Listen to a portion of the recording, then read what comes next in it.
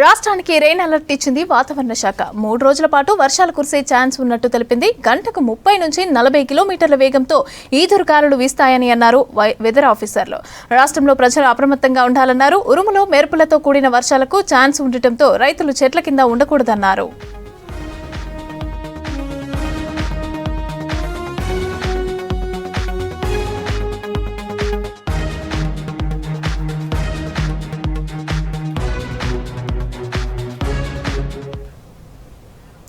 ఇవాళ పలు జిల్లాల్లో వర్షం దంచికొట్టింది. ఇవాళ మెదక్ జిల్లాలో వర్షం కురిసింది. జిల్లాలోని పలు ప్రాంతాల్లో దాదాపు 2 గంటల నుంచి వాన పడింది. కొన్ని గ్రామాల్లో వీధులు జలమయమయ్యాయి. రాకపోకలకు జనం ఇబ్బంది పడ్డారు. పలు జిల్లాల్లో కురుస్తున్న వర్షాలకు వరదలు పొంగిపొర్లుతున్నాయి. గోదావరి కెనాల్లో వర్షానికి లోతట్టు ప్రాంతాలు జలమయమయ్యాయి. వర్షాలు మరో వారం రోజులు కంటిన్యూగా కురిసే ఛాన్స్ ఉండటంతో ప్రజలు అప్రమత్తంగా ఉండాలని అన్నారు వెదర్ ఆఫీసర్లు.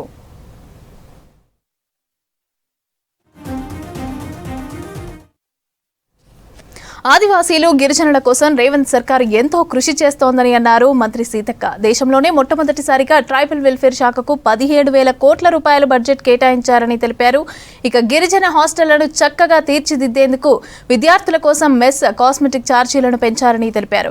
హైదరాబాద్ బంజారాహిల్స్ లోని కొమరంభీం ఆదివాసీ భవన్ లో నిర్వహించిన అంతర్జాతీయ దినోత్సవ వేడుకలకు హాజరైన మంత్రి సీతక్క ఆదివాసీ మహిళలతో కలిసి ఆడిపాడారు.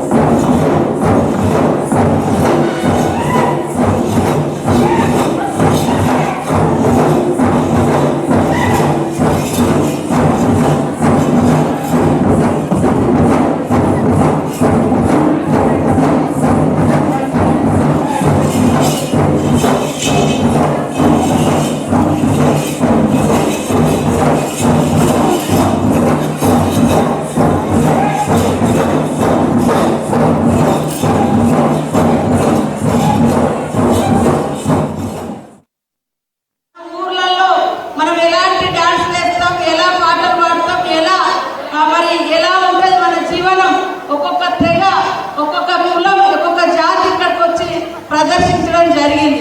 ఇక్కడ ఎక్కువ మంది స్టూడెంట్స్ ఉన్నారు కాబట్టి నేను ఒకటే చెప్పదలుచుకున్నా, దయచేసి ఎంత ఎత్తుకు ఎదిగినా, ఎంత ఉన్నత స్థానంలో ఉన్నా, మన పూర్వీకులు అందించినటువంటి మన మన ఫోర్ ఫాదర్స్ నుంచి వచ్చేటువంటి కల్చర్, మరి ఆటలు పాటలు, మన గొట్టులు గోత్రాలు అంటాం, మన ఇళ్ళ పేర్లు, ఇవన్నీ కూడా సగర్వంగా చెప్పుకోవాలి, మర్చిపోవద్దు. అదే దాంతో పాటు ఎడ్యుకేషన్ కూడా చాలా ఇంపార్టెంట్. ఈరోజు ట్రైబల్స్ అంటే మరి మారుమూల గూడాలలో, తండాలలో, చెంచు పెట్టాలలో ఉంటారు అనేటువంటి ఏదైతే ఉందో, మరి చాలా మనకు ఎడ్యుకేషన్ కూడా దూరంగా ఉన్నటువంటి రోజులలో ప్రత్యేకంగా ట్రైబల్ శాఖను ఏర్పాటు చేసి ట్రైబల్కు సప్లాన్ నిధులిచ్చి ఈరోజు ఈ స్థాయి వరకు ఇవాళ మనము అక్షరాస్యత తక్కువ ఉన్న నుంచి ఈసారి ఇంటర్ 10th ట్రైబల్ డిస్ట్రిక్ట్ నుంచి రాష్ట్రాన్ని బీట్ చేయడం జరిగింది. సీతామహాలక్ష్మి గారికి, మరి శరత్ గారిలో ఉండే శరత్ గారికి వారికి ప్రత్యేక ధన్యవాదాలు. ఇప్పుడు లక్ష్మణన్న గారు, మరి అల్లువర్షి మేడం గారు అందరూ ఉన్నారు. మీకు తెలుసా 10th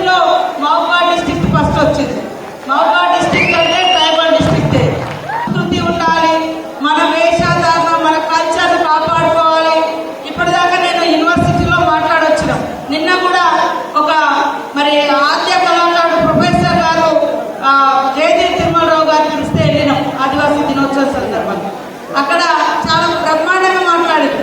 మనం వెనకట గంజి తాగితే మరి అదేవిధంగా కొర్రలు సజ్జలు ఇట్లా రొట్టె ఇవి తింటే ఇవందరూ ఏమంటారు, వెనుకబడ్డ వాళ్ళు తింటారు, ఏం లేని వాళ్ళు పేదోళ్ళే తింటారు. పేదోళ్ళమే కానీ మన ఫుడ్ చాలా హెల్తీ ఫుడ్. ఇప్పుడు అదంతా ఎక్కడికి వచ్చింది, స్టార్ హోటళ్ళకి వచ్చింది. రొట్టె తింటా ఉన్నారు రోజు. అంబలి అంటే దాన్ని సూప్ పేరు పెట్టిరు, సూప్ అంటారు. అవునా కదా? అది మనం అంబలి, గంజి అంబలి, సొలాయి అంటే ఫ్రై. ఇట్లా పేదవాళ్ళు వాడితేనేమో దానికి వాల్యూ లేకుండా ఉండేది. కానీ ఈరోజు పెద్దవాళ్ళు స్టార్ హోటళ్ళలో వాడితే దానికి బాగా వాల్యూ చేసేసింది. కాబట్టి ఓల్డ్ ఈజ్ గోల్డ్ అన్నట్టుగా మన పూర్వీకులు చాలా సైంటిఫికల్ గా బతికిరు.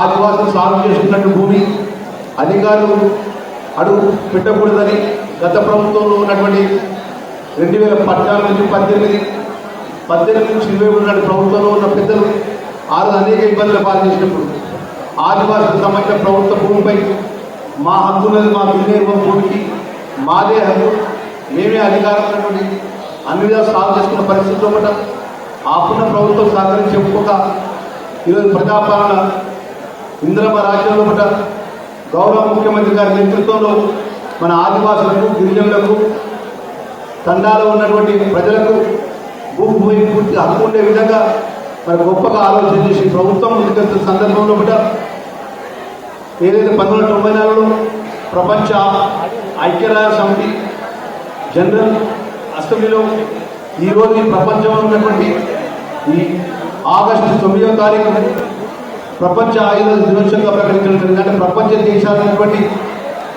గొప్ప గొప్ప దేశాలు కూడా ఈరోజు ఆదివాసీ దినోత్సవాన్ని ప్రపంచ నలుగురులో ప్రజలు చేసుకునేటువంటి ఈ సందర్భం ఈ గొప్ప పండుగ. రాజ్యాంగంలోని ఆదివాసీల హక్కులను అమలు చేయాలని సర్కార్ను కోరారు ఆదివాసీ సంఘాల నేతలు. ఉమ్మడి ఆదిలాబాద్ జిల్లాలో ఆదివాసీ ప్రపంచ ఆదివాసీ దినోత్సవ వేడుకలను ఘనంగా నిర్వహించారు. ఆదిలాబాద్ జిల్లా కేంద్రంలోని కలెక్టర్ చౌక్, ఉట్నూరులోని కేబీ కాంప్లెక్స్, నిర్మల్లోని కేబీ చౌరస్తా, ఆసిఫాబాద్లోని కొమరంభీం విగ్రహాలకు పూలమాలలు వేసి నివాళులర్పించారు ఆదివాసీ సంఘాల నేతలు. ఐటీడీఏ ఏజెన్సీ ప్రాంతాల్లోని తండాలు, పట్టణాల్లో డోలు వాయిద్యాలతో ర్యాలీలతో సంబరాలు నిర్వహించారు ఆదివాసీలు. హక్కుల కోసం పోరాడి అమరుడైన కొమరంభీం పోరాట ప్రతిమను స్మరించుకున్నారు గిరిజన నేతలు. గిరిజన చట్టాలను పరిరక్షించాలని డిమాండ్ చేశారు ఆదివాసీ సంఘాల నేతలు.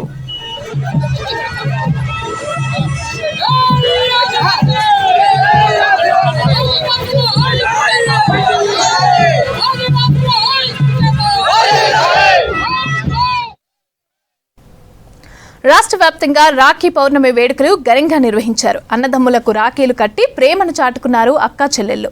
సొంతూళ్లు పయనమైన మహిళలతో బస్టాండులన్నీ కిక్కిరిసిపోయాయి. కరీంనగర్ జిల్లా జమ్మికుంటలోని గాంధీ చౌరస్తా బస్టాండు ప్రయాణికులతో కిక్కిరిసిపోయింది.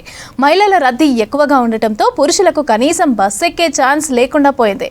రాఖీ స్పెషల్ పేరుతో ఆర్టీసీ బస్సు సర్వీసులు నడిపించినప్పటికీ బస్సులు సరిపోలేదు.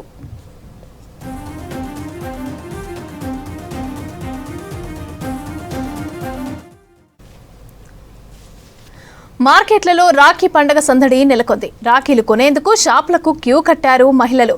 మార్కెట్లలో కుందన్, ఫ్యాన్సీ, ట్రెండీ రాఖీలతో పాటు పిల్లలకి సంబంధించిన బొమ్మ రాఖీలు కనువిందు చేశాయి. ₹2 నుంచి ₹1000 వరకు రాఖీలు అందుబాటులో ఉండగా తమకు నచ్చిన రాఖీని ఎంత కాస్ట్ అయినా కొనుక్కున్నారు మహిళలు. ఇక నిన్న మొన్న రాఖీ సేల్ బాగా జరిగిందని, పండుగ రోజు కావడంతో ఇవాళ రద్దీ కాస్త తక్కువగా ఉందన్నారు వ్యాపారులు. స్వరాష్ట్ర సాధన తర్వాత తొలిసారిగా కరీంనగర్ వచ్చిన అప్పటి సీఎం కేసీఆర్ కరీంనగర్ను లండన్, సింగపూర్ చేస్తానంటే నమ్మలేదని, ఇప్పుడు నిజంగానే అలా అయ్యిందని జోకులేసుకుంటున్నారు కరీంనగర్ జనం. ఎందుకంటే ఇటీవల కురిసిన భారీ వర్షానికి నగరంలోని రోడ్లన్నీ జలమయమై లండన్లోని థేమ్స్ నదిని గుర్తు తెచ్చాయి. మరి పేరుకు స్మార్ట్ సిటీ అయినా కరీంనగర్లో వానొస్తే చాలు జనం పడుతున్న ఇబ్బందులు అన్నీ ఇన్ని కావు.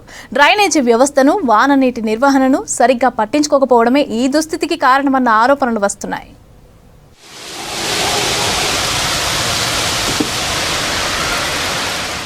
తెలంగాణలో కరీంనగర్ ఓ స్మార్ట్ సిటీ.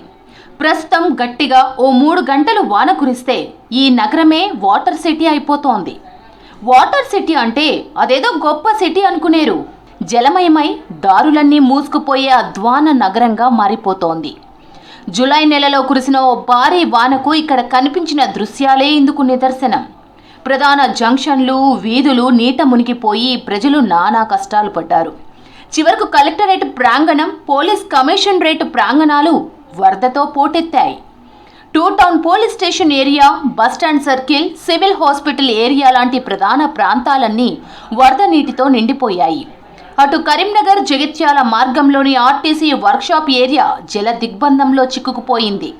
మెయిన్ రోడ్ల సంగతి ఇలా ఉంటే శివారు కాలనీలతో పాటు నగరం నడిబొడ్డున ఉండే ముకరంపుర లాంటి ప్రాంతాల్లోని ఇండ్లలో డ్రైనేజ్ నీరు చేరింది. చాలా నాకు నడుము బట్టి వరకు వచ్చేసినాయండి. ఒక 2 hours వరకు బాగా కష్టమైంది. వర్షం వెలిసిన తర్వాతనే రోడ్ వెళ్తున్నాయండి. వాటర్ అట్టు మోరి దారిన తర్వాతనే ఈ ఇంట్లో వాటర్ అంతా బయటికి వెళ్తున్నాయండి. అక్కడ మంకమ్మ తోట నుంచి, రామ్నగర్ నుంచి, ప్లస్ ఈ ఏరియా అంతా ఉమెన్స్ కాలేజ్ నుంచి వాటర్ అంతా మన ఇంట్లోకి కార్లు వస్తున్నాయి. కార్లు, వెహికల్స్ ఉన్న రోడ్డు మీద నీళ్ళన్నీ మన ఇంట్లోకి వస్తున్నాయి.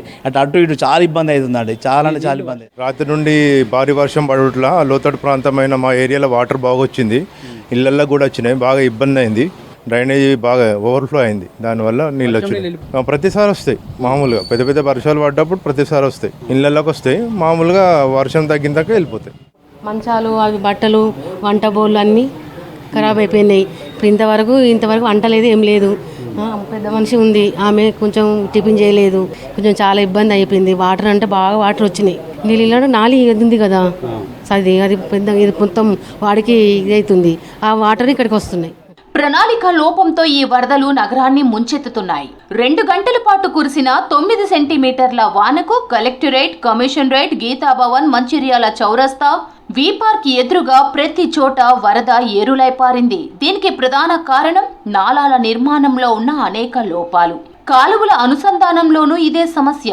రామ్నగర్ నుంచి మంకమ్మ తోట 2 టౌన్ వరకు ఎగువ నుంచి వచ్చే కాలువల సామర్థ్యం, దానిని అనుసంధానం చేసే కాలువల సామర్థ్యం చిన్నగా ఉండడం వల్ల వరద పోటెత్తి రోడ్ల మీదకు వస్తోంది. మంచిర్యాల చౌరస్తా, వి పార్క్ హోటల్, గీతాభవన్ చౌరస్తాల వద్ద ఇదే సమస్య. నగరంలో వరద నీటిని తీసుకెళ్లే ప్రధాన డ్రైనేజ్ కరీంనగర్లోని పోలీస్ శిక్షణ కేంద్రం నుంచి ప్రారంభమై రామ్నగర్, జ్యోతినగర్, ముకరంపుర, కలెక్టరేట్, అంబేద్కర్ స్టేడియం, గణేష్ నగర్, లక్ష్మీనగర్ మీదుగా బైపాస్ దాటి ఎల్లమ్మ గుడి సమీపంలో వాగులో కలుస్తోంది. మరో డ్రైనేజ్ కోర్టు ప్రాంతంలో ప్రారంభమై ప్రభుత్వ ఆసుపత్రి, శర్మనగర్, సాయిబాబా ఆలయం, రైతు బజార్ మీదుగా గోపాల్పూర్ చెరువులో కలుస్తోంది. మరో నాల రాంపూర్లో ప్రారంభమై అల్కాపురి కాలనీ, సిరిసిల్ల బైపాస్, డీమార్ట్ మీదుగా వాగులో కలుస్తుంది. ఇప్పుడు ఈ 3 నాలాలే నగరం పాలిట శాపంగా మారాయి. చాలా చోట్ల ఈ మురికి కాలువలకు లింకులు సరిగ్గా లేకపోవడం, అనేక చోట్ల కుచించుకుపోవడం, మరికొన్ని కాలువలపై సిమెంటు పైకప్పు వేసి పార్కింగ్ కోసం వాడుకోవడం వంటివి చేయడంతో నీరు నాలాల్లో సక్రమంగా పోక వెనుకకు వరద పోటెత్తుతోంది.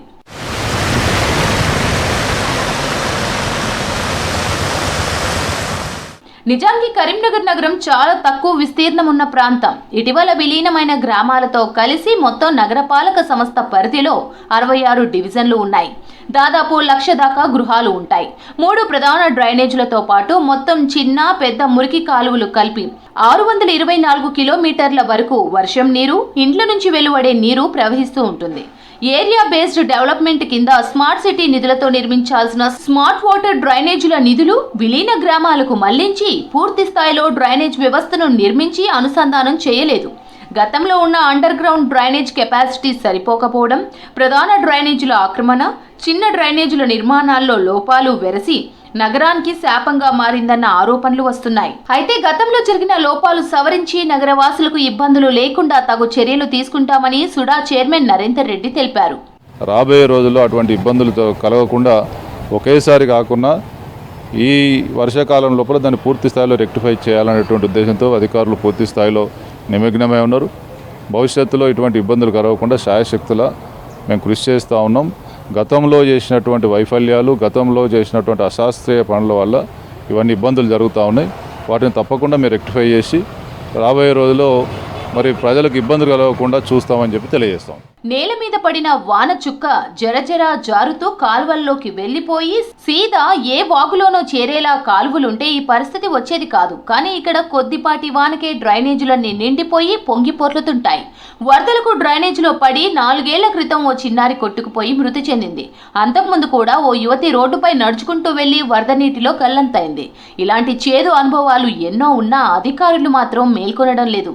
కరీంనగర్ నగరంలో లోతట్టు ప్రాంతాలైన Husenpura, housing board colony, Vavilalapalli, Vidyanagar, Jyothinagar, Mankamma Thota, Lakshminagar, Kashmir గడ్డ, గోదాం గడ్డ, కోతిరాంపూర్, కట్టారాంపూర్ ప్రాంతాల్లో కొద్దిపాటి వర్షానికి నీరంతా రోడ్లపైకి, ఇళ్లలోకి చేరుతోంది. దాదాపు 100 కోట్ల వ్యయంతో చేపట్టిన భూగర్భ డ్రైనేజ్ వ్యవస్థల్లోని లోపాల కారణంగా వర్షానికి అండర్ గ్రౌండ్ పైపులు నిండిపోయి నీరంతా బయటకు వస్తుంటుంది. నిద్రపోతే లేసే వరకు చూడే వరకు మంచం మొత్తం నిండింది సార్. చూస్తే అన్ని సామాన్లు కొట్టుకుపోయినాయి. అన్ని ఇంట్లో రాసాన్లు, బియ్యంలు, బట్టలు అన్ని కొట్టుకుపోయినాం. సర్వనాశనమైంది. అని ఆ పిల్లలు కూడా ఛాయ్ కూడా తాగలేదు ఇవాళ దాకా. పాలు లేదు, ఛాయ్ లేదు, ఇట్లానే ఉన్నాం. ఎన్నో సార్ పెద్దోళ్ళకి సాయం అడిగినాం పోయి మాకు ఇట్లా చేయండి అని. ఎవ్వరు పట్టించుకుంటలేరు. ఇప్పటి వరకు మాకు ఏం మద్దతు లేదు. మా అన్ని సామాన్లు పోతున్నాయి. నా డబుల్ బెడ్రూమ్ ఇస్తామని హామీ ఇచ్చిండ్రు, ఏమి ఇవ్వలే మాకు. ఈ మా స్థలంలో ఫుల్ ఇప్పటి వరకు మాకు ఏం దొరకలేదు. కానీ ఇక్కడ ఫుల్ వర్షం వస్తుంది, ఘోరంగా నడవరాకుంటుంది రోడ్డు మొత్తం. ఇలా అనేక చోట్ల వానాకాలంలో ఎదురవుతున్న ఇక్కట్లకు సంబంధిత మున్సిపల్ పాలక వర్గాలు పరిష్కారం ఆలోచించాల్సిన అవసరం ఎంతైనా ఉంది. ఆక్రమణకు గురైన నాలాలపై కట్టడాలు తొలగించి భూగర్భ డ్రైనేజ్ పనులను లోపాలు లేకుండా పూర్తి చేసి సమస్యలు పరిష్కరించాల్సిన అవసరం ఎంతైనా ఉంది. రామగుండం పారిశ్రామిక ప్రాంతంలో ఈఎస్ఐ హాస్పిటల్ కావాలన్న కార్మికుల కోరిక ఇంకా కలగానే ఉంది. సింగరేణి, ఎన్టీపీసీ, ఆర్ఎఫ్సీఎల్ వంటి బడా పరిశ్రమల్లో పనిచేసే వేలాది మంది కాంట్రాక్ట్ కార్మికులకు వైద్యం అందించే ఈఎస్ఐ ఆసుపత్రి నిర్మాణంలో ఆలస్యం కార్మికులకు శాపంగా మారింది.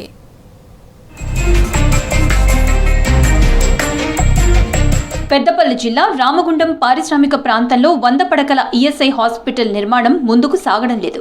2018లోనే హాస్పిటల్ నిర్మాణానికి కేంద్రం నుంచి అనుమతి లభించినా అప్పటి బీఆర్ఎస్ సర్కార్ అనువైన స్థలం చూపించలేదు. ఆ తర్వాత 2022లో సమాధుల పక్కన చెత్త డంపింగ్ యార్డ్ స్థలాన్ని చూపించారు. ఆ స్థలానికి రోడ్డు కనెక్టివిటీ లేకపోవడంతో ఈఎస్ఐ ఆఫీసర్ల బృందం దీన్ని రిజెక్ట్ చేసింది.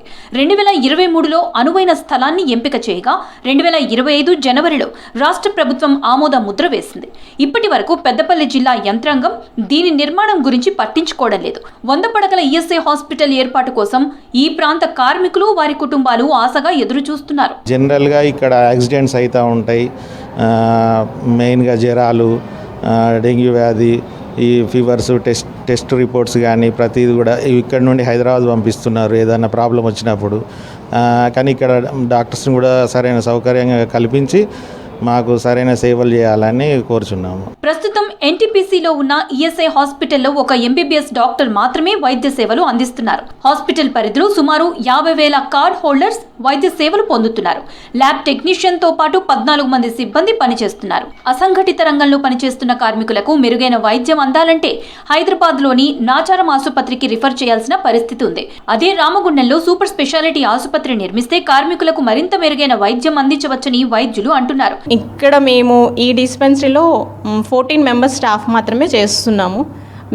మాకు కూడా ఓవర్గా బర్డన్ అవుతుంది. అయినప్పటికీ మాకు సాధ్యమైనంత వరకు పేషెంట్కి సర్వీసెస్ ఇవ్వడానికి ప్రయత్నం చేస్తున్నాము. చుట్టుపక్కల కరీంనగర్ నుంచి, సిరిసిల్ల నుంచి, పెద్దపల్లి నుంచి, జగిత్యాల నుంచి అందరూ పేషెంట్స్ వస్తారు. పేషెంట్స్ అందరికీ కూడా సర్వీసెస్ అవైలబుల్ ఉండడానికి ఇక్కడ హాస్పిటల్ అనేది ఎస్టాబ్లిష్మెంట్ చేస్తే అందరికీ ఉపయోగపడుతుంది. ఏదైనా ఒక సంస్థలో 10 మంది అంతకంటే ఎక్కువ మంది పనిచేస్తున్న వారు ప్రతి నెల 21,000 లోపు వేతనం పొందితే వారికి ఎంప్లాయీస్ స్టేట్ ఇన్సూరెన్స్ ఈఎస్ఐ వర్తింపచేస్తారు. కార్మికుడు పొందే వేతనంలో 0.75% కార్మికుడి నుంచి, 3.25% మేనేజ్మెంట్ నుంచి కలిపి మొత్తం 4% ఈఎస్ఐకి జమ చేస్తారు. వేతనంలో ఈఎస్ఐ కింద డబ్బులు జమ చేసే కార్మికుడికి, వారి కుటుంబ సభ్యులకు ఈఎస్ఐ హాస్పిటల్లో వైద్య సేవలు అందిస్తారు. ఇక్కడ దాదాపు ఒక రామగుండంలోనే ఇప్పుడు ఇవాళ ఎన్టీపీసీ, సింగరేణి, కేశవరం, మిగతా వివిధ చిన్న పరిశ్రమలన్నీ కలిపి దాదాపు ఇక్కడ 10,000 మంది దీనికి ఈఎస్ఐ మెంబర్షిప్ ఉన్న వాళ్ళు ఉంటారు. అదేవిధంగా జైపూర్ కావచ్చు, దేవాపూర్ కావచ్చు, కాగజ్నగర్ కావచ్చు, ఇవన్నీ కూడా దాదాపు ఒక 25,000 ఈఎస్ఐ సభ్యత్వం కలిగినటువంటి ఇక్కడ ఉంటుంది. వాళ్ళందరికీ కూడా ఇక్కడ 100 పడకల ఆసుపత్రి రావడం వల్ల మనం అందరం కూడా హైదరాబాద్కు పోవడం మనకు దూరభారం తప్పుతుంది, ఖర్చులు తప్పుతాయి, వ్యయ ప్రయాసాలు తప్పుతాయి. ఈఎస్ఐ రామగుండం బ్రాంచ్ పరిధిలోకి పెద్దపల్లి, మంచిర్యాల, జగిత్యాల, కరీంనగర్, సిరిసిల్ల జిల్లాలకు చెందిన సుమారు 60,000 మంది కార్మికులు వస్తారు. వీరిలో ఈఎస్ఐ డబ్బులు చెల్లించే NTPC, RFCL, Singareni, cement factory, ప్రభుత్వ, ప్రైవేటు మెడికల్ కాలేజీలు, షాపింగ్ మాల్స్, మున్సిపల్ కార్మికులు, బీడీ కార్మికులు, వీవింగ్ మిల్లు కార్మికులకు వైద్య సేవలు అందించాలి. ఇందుకోసం రామగుండం, ఎన్టీపీసీ, బసంత్ నగర్, మంచిర్యాలలో మాత్రమే ఈఎస్ఐ డిస్పెన్సరీలు నడుస్తున్నాయి. జగిత్యాల, సిరిసిల్ల, కరీంనగర్ జిల్లాలకు చెందిన కార్మికులకు ఎక్కడా ఈఎస్ఐ డిస్పెన్సరీలు అందుబాటులో లేవు. ఒకవేళ ఈ జిల్లాలకు చెందిన వారు వైద్యం పొందాలంటే బసంత్ నగర్ లేదంటే ఎన్టీపీసీ వరకు వెళ్లాల్సిందే. పెద్ద జబ్బులు వస్తే వరంగల్, హైదరాబాద్, నాచారం హాస్పిటల్, సనత్ నగర్ లోని ఈఎస్ఐసి మెడికల్ కాలేజీ హాస్పిటల్ కి రిఫరెన్స్ మీద వెళ్తున్నారు. అధికారుల నిర్లక్ష్యం వలన ఈరోజు కాంట్రాక్ట్ కార్మికులకు జరుగుతున్న అన్యాయాన్ని, అదే కాకుండా కాంట్రాక్ట్ కార్మికులు ఈరోజు ఏదైనా ప్రమాద స్థలంలో ప్రమాదం జరిగితే వాళ్లకు సింగరేణి కానివ్వండి, ఈ జైపూర్ కానివ్వండి, ఎన్టీపీసీ కానివ్వండి, ఎఫ్సిఐ కానివ్వండి, వాళ్ళు స్వయంగా ట్రీట్మెంట్ ఇవ్వడానికి వెనుక ముందు ఆడతారు. కాబట్టి మాకు ప్రభుత్వాన్ని కోరి ఈఎస్ఐ హాస్పిటల్ అయితే మాకు అందుబాటులో ఉంటుంది, మాకు అన్ని విధాలుగా సౌకర్యాలు ఉంటాయి. పెద్దపల్లి ఎంపీ వంశీకృష్ణ గారు కూడా ఈ ఈఎస్ఐ హాస్పిటల్ కొరకు ప్రతిపాదించి పార్లమెంట్లో ప్రస్తావించడం జరిగింది. ఖచ్చితంగా మాకు కార్మికుల పక్షాన కార్మికుల శ్రేయస్సు కోరి మాకు ఇక్కడ ఉన్న ప్రభుత్వం కూడా సపోర్ట్ చేసి గతంలో 5 ఎకరాల స్థలం ఉంటేనే ఈఎస్ఐ హాస్పిటల్ నిర్మించవచ్చని నిబంధనలు మార్పు చేసి 2023లో కొత్త నిబంధనలు తీసుకొచ్చారు. దీంతో రామగుండం పట్టణంలో 3 ఎకరాల 30 గుంటల స్థలం అందుబాటులో ఉండగా ఆ స్థలం కబ్జా కాకుండా కార్పొరేషన్ ఆధ్వర్యంలో చుట్టూ ప్రహారీ నిర్మించారు. ఈ స్థలంలోనే 100 పడకల హాస్పిటల్ నిర్మాణం చేపడతామని మళ్లీ కొత్తగా ప్రతిపాదనలు పంపగా 2023 డిసెంబర్ 12న జరిగిన ఈఎస్ఐ కార్పొరేషన్ 192వ మీటింగ్ లో 100 కోట్ల నిధులు కేటాయిస్తూ ఆమోద ముద్ర వేసింది. రాష్ట్ర ప్రభుత్వం కూడా 2025 జనవరి 8న హాస్పిటల్ నిర్మాణానికి అనుమతినిచ్చింది.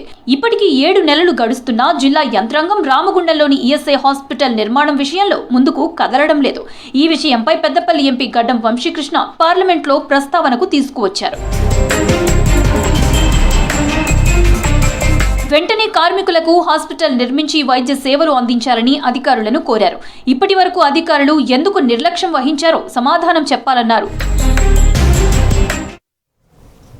సాగునీరు అందించాల్సిన కాలువలు పడావు పడ్డాయి. అడవిని తలపించేలాగా చెట్లతో నిండిపోయింది. సుమారు 28 కిలోమీటర్ల మేర విస్తరించి ఉన్న ఎస్ఆర్ఎస్పీ కాలువ పరిస్థితి అధ్వానంగా మారడంతో మహబూబాబాద్ జిల్లా దంతాలపల్లి, నరసింహులపేట సాగునీటికి ఇబ్బందిగా మారింది.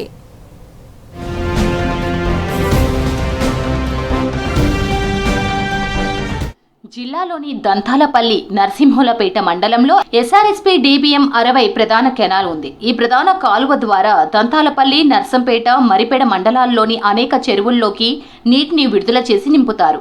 ఈ 3 మండలాలకు కలిపి 28 కిలోమీటర్ల మేర ఈ కాలువ విస్తరించి ఉంది. దీని కింద సుమారు 32,000 ఎకరాల ఆయకట్టు ఉంది. మా చెరువు కింద నాకు 4 ఎకరాల భూమి ఉంది. ఎస్ఆర్ఎస్పీ కాలువ నుండి మా చెర్లకు నీళ్ళు వచ్చేటి కాలువ మొత్తం బూడిపోయింది.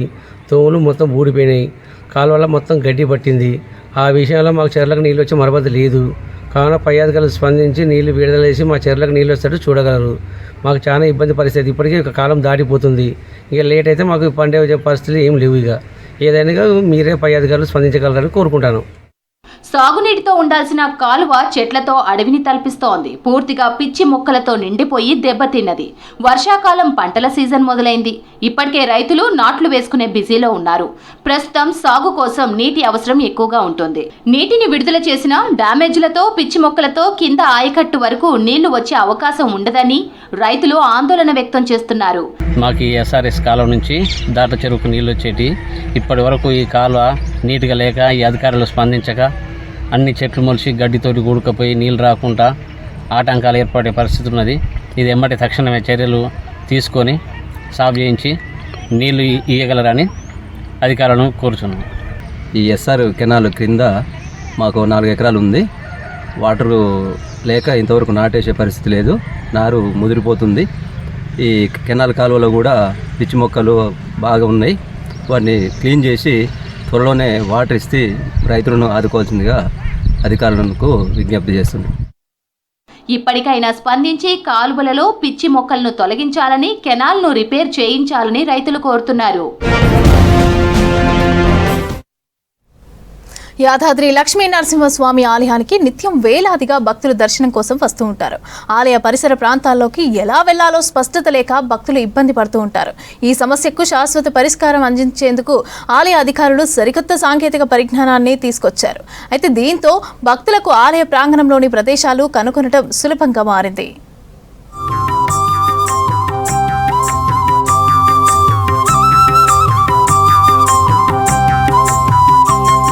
తెలంగాణలోని ప్రముఖ పుణ్యక్షేత్ర యాదగిరిగుట్ట లక్ష్మీ నరసింహస్వామి ఆలయం నిత్యం వేలాది మంది భక్తులు దర్శనం కోసం తరలి వస్తున్నారు. వీకెండ్లు, పండగలు, సెలవు రోజులలో అయితే రద్దీ మితిమీరిపోతోంది. అయితే ఈ ఆలయానికి వచ్చిన భక్తుల్లో చాలా మందికి ఆలయ పరిసర ప్రాంతాల్లోని ముఖ్య ప్రదేశాలు ఎలా చేరుకోవాలో స్పష్టత ఉండదు. వచ్చిన భక్తులు టెంపుల్కు సంబంధించి వివరాలను ఇతరులను అడిగి తిరుగుతుంటారు.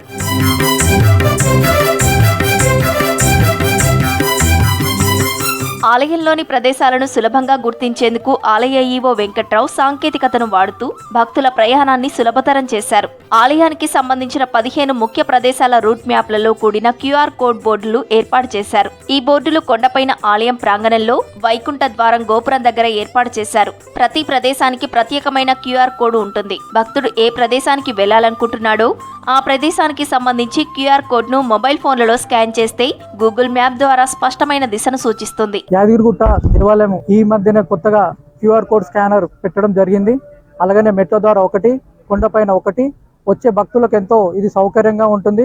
భక్తులు మమ్మల్ని అడిగినప్పుడు కూడా, మేము చెప్పినప్పుడు కూడా వాళ్ళకి అర్థం కాకపోయేది.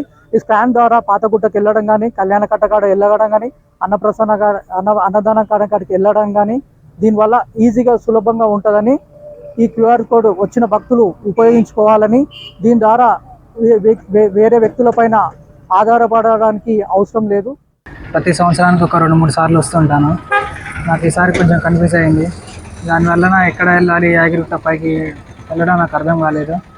దాని ద్వారా ఇక్కడ రాగారం టెంపుల్కి ఇక్కడ క్యూఆర్ స్కాన్ కనిపించింది నాకు. దాని ద్వారా క్యూఆర్ స్కాన్ చేస్తే నాకు దర్శనానికి ఎట్లా వెళ్ళాలనే దారి చూపించింది. క్యూఆర్ కోడ్ బోర్డులో ఉన్న ప్రదేశాలు పాత bus stand, Garuda circle, Shri Hanuman circle, Yadarishi circle, Shri Prahlada circle, Shri Ramanuja circle, Satyanarayana వ్రత మండపం, నూతన బస్టాండ్, కళ్యాణకట్ట, అన్నప్రసాద సత్రం, లక్ష్మీ పుష్కరిణి, వాహన parking, Tulasi cottage, bus stand protocol office, Pathagutta Lakshmi Narasimhaswamy ఆలయం. ఈ సౌకర్యంతో ఇక భక్తులకు ఎవరిని దారి అడగాల్సిన అవసరం లేదు. స్వయంగా క్యూఆర్ కోడ్ స్కాన్ చేసి నావిగేషన్ సహాయంతో సులభంగా అన్ని ప్రాంతాలకు చేరుకోగలుగుతున్నారు. మేము యాదగిరిగుట్టకు వచ్చినప్పుడు ఈ క్యూఆర్ కోడ్ చూసినాము. దేవస్థానం ఈవో గారు క్యూఆర్ కోడ్ పెట్టడం వల్ల పలు ప్రాంతాలకు పోనీకి సులభతరంగా ఉంది. భక్తులకు ఇబ్బంది లేకుండా తులసి కాటేజ్, గుండము, పాతగుట్ట, మన కొత్త బస్ స్టాండ్ ఎక్కడ పోవాలన్నా సులభతరంగా ఈ క్యూఆర్ కోడ్ను ఫోన్లో ఇట్లా స్కాన్ చేసుకుంటే ఏ ప్రాంతానికి వెళ్ళాలన్నా సులభతరంగా వెళ్ళడానికి ఈజీగా ఉంది. ఈ బోర్డుల ఏర్పాటు పట్ల భక్తులు హర్షం వ్యక్తం చేస్తున్నారు. గతంలో చాలా ఇబ్బంది పడ్డామని, ఎవరిని అడిగినా సరైన సమాధానం ఇవ్వకపోవడంతో ఎక్కువ సమయం వృధా అయ్యేదని గుర్తు చేస్తున్నారు. ఇప్పుడు మొబైల్తో క్యూఆర్ కోడ్ స్కాన్ చేస్తే చాలు, రూట్ క్లియర్ అయిందంటూ ఆనందం వ్యక్తం చేస్తున్నారు భక్తులు. భక్తులకు మరింత అనుకూలంగా సేవలందించేందుకు యాదగిరిగుట్ట ఆలయ అధికారులు ఎప్పటికప్పుడు నూతన మార్గాలను అన్వేషిస్తూ ముందుకు సాగుతున్నారని సంతోషం వ్యక్తపరుస్తున్నారు. క్యూఆర్ కోడ్ లాంటి సాంకేతిక పరిష్కారాలు భక్తుల కష్టాలను తగ్గించడంలో పెద్ద పాత్ర పోషిస్తున్నాయని, ఆలయానికి సంబంధించిన అనేక మార్పులు భక్తులకు సులభతరం అవుతున్నాయని గుర్తు చేస్తున్నారు.